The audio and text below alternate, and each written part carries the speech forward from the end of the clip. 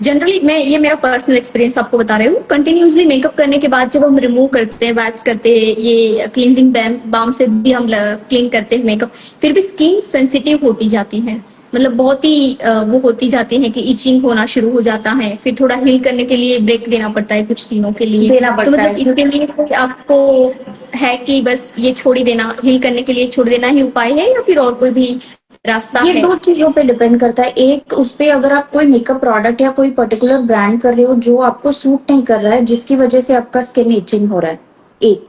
Otherwise दूसरा, आपका skin बिल्कुल भी मॉइस्चराइज नहीं है और उस पे आप लेयर्स ऑफ मेकअप लगा के उसको और इरिटेट कर रहे हो, दैट। तो you have to okay. Make sure कि अगर ये दो चीजें नहीं है तो फिर you have to let your skin breathe. सिर्फ आप मॉइस्चराइजर और सनस्क्रीन लगाओ, आपका बैरियर ऑटो जनरेट होते रहता है कुछ कुछ दिनों में, वो होने के बाद okay. Then you can again continue.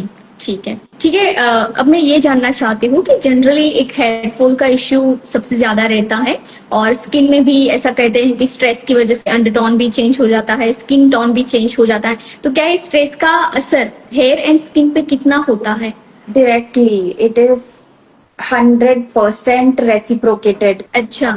जितना हम स्ट्रेस लेते, क्योंकि एक चीज समझो, स्किन और हेयर लग्जरी ऑर्गन्स है। हमारा हार्ट ब्लड पंप यस। करता है तो सबसे पहले इंपॉर्टेंट ऑर्गन्स को देगा ना, जैसे लिवर हो गया, किडनी हो गया, वो हम्म। चलना नहीं रुक सकते। बट अगर स्किन और हेयर रुक भी जाए या 4-5-100 बाल झड़ भी जाए तो कुछ हमारे हम्म। लाइफ और डेथ पे उसका फर्क नहीं पड़ता। तो body hmm. Train that way कि लग्जरी ऑर्गन्स को सबसे लास्ट में न्यूट्रिएंट्स मिले। तो ये जितने भी ओके। हार्मोनल फ्लक्चुएशंस है, स्ट्रेस है, ये सबसे पहले हमारे स्किन एंड हेयर पे ही दिखते हैं। तो you have to be extra careful. इसलिए आजकल इतने सारे हेयर प्रोटेक्टिव स्प्रेज है and hmm. So much to protect from pollution, dust, ये सब कुछ आ रहा है। तो समझ लो स्ट्रेस की वजह से ये सारी चीजें हो रही हैं, और ऊपर से कोई चीजें मतलब कंट्रोल करने के लिए लगाई जा रही है, तो क्या इसका असर होता है?